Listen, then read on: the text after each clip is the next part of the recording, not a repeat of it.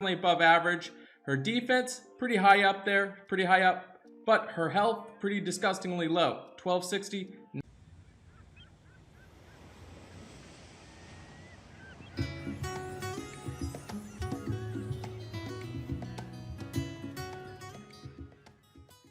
Hey, thanks so much for checking out the channel. If you're curious about any other hero in Empires and Puzzles, you can view my website at anchorgame.com. There you will find I've graded every single hero with a calibrated team of graders. This resource will always be free.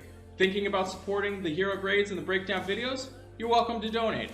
Otherwise, feel free to share this resource with a friend.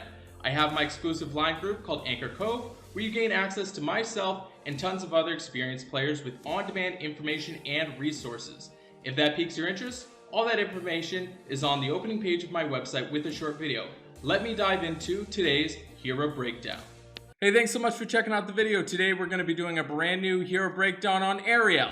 Not to be confused with the cute little fish lady who's jumping out of the sea trying to be a human. No, Ariel, the queen of the sea, queen of Atlantis. She's got 731 on her attack, 768 on her defense, and 1260 on her health. Her attack is definitely above average. Her defense, pretty high up there, but her health, pretty disgustingly low, 1260, not so good. She runs at average speed. She is part of the Atlantis heroes, which means she does get a bonus for either 2, 3, 4, or 5 heroes. Depending on that, you get between 5% and 20% defense. Her special skills, she gives you 40% health for all allies.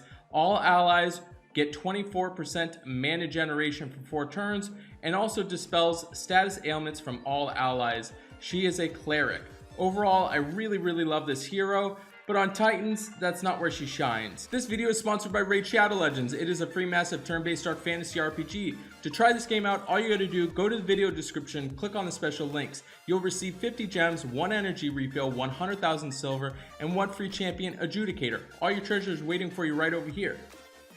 It might be helpful for lower level Titan heroes, but when you're looking at the 14 stars and 13 stars, she's not going to help out too much, mostly because she's only recovering health. You can use antidotes instead of dispelling, and then she does give you 24% mana generation, but doesn't really help out too much on Titans. So overall, on a Titan, she does get a B rank there. On offense though, she literally is probably the best healer that they have. She's up there with Albric, Mother North. She's incredibly good. But the most important thing is she's running at average speed. Super important. Delilah's also really good. But why she's so amazing is she's giving a ton of health at 40%. She's also giving mana generation to all of your allies. But the big part is she's also dispelling status ailments from all allies as well too.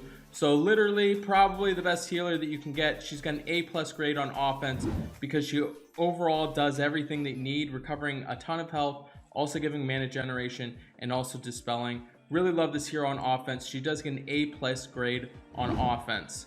She doesn't really help you out too much against Teleria, so that is a little bit of an issue there. But in terms of fighting against heroes, not Teleria, she does really well. I know a lot of people are stacking more blue nowadays, and they're definitely putting her on the offensive team. When we look at what she does on defense, as a tank, she doesn't help out too much, being the fact that she's recovering all health and also giving mana generation, dispelling to all of your allies. It does help out a little bit, but she's got pretty pathetic health, so that does factor into things. And not to mention, you want your hero to be doing an effective strategy defensively to keep it so that it puts the pressure on all of the opponents attacking into her. Where she's only going to be recovering health, she does help out with the mana generation to kind of put pressure, and the dispelling does help, but it doesn't really put pressure on the opposing team. So she does get a B rank for a tank. As a flank though, she is quite effective, mostly being that by the time that she goes off, she's probably going to make quite an impact, recovering 40% health, and then also adding it so you are adding mana generation for the 4 turns. That's going to be super helpful, and by that point she probably will have some status ailments that she's going to be curing, so that's why she does have an A grade there as a flank. In the wing though, not that great, mostly because again she's healing all your allies, and by that time probably some of your heroes are already dead, so you're not really getting a full effect out of her. So she does get a B rank in the wing section. So overall on defense, she does get an A- grade, mostly because she is pretty effective as a flank, but she does kind of fail a little bit as a tank and a wing.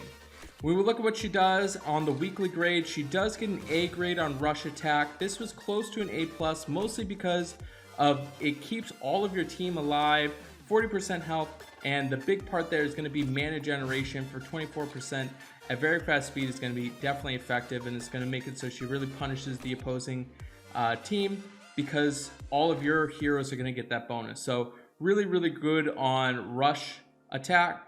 As far as buff attack, again, another situation to where she's really good, mostly because of her fact of being at average speed and dispelling all status ailments from allies. So typically people are going to be wanting to pump up different negative strategies against your guys, so she's going to dispel everything at average speed. So I really love her on buff attack. Obviously Bloody Battle, she's not going to do you any good at all. Don't put her on Bloody Battle. That probably should be a D grade. You do get a little bit of help because she does give mana generation, but overall she is a healer. She's intended to keep your heroes alive, and on Bloody Battle they don't care about your feelings. They just want to kill you quick, and she's not going to help you out, so don't put her on Bloody Battle. She does get an overall grade of an A. This was definitely close to an A+. I would say the best healer. The problem though, against Titans, she's not that great, and on her defensive grade she's not that great. She could definitely be better. So that's why she does stick with an A grade. Overall though, if you do have her, you should absolutely level her because she is really, really effective in the tournaments, as also well as on offense too. So thank you so much for checking out the video.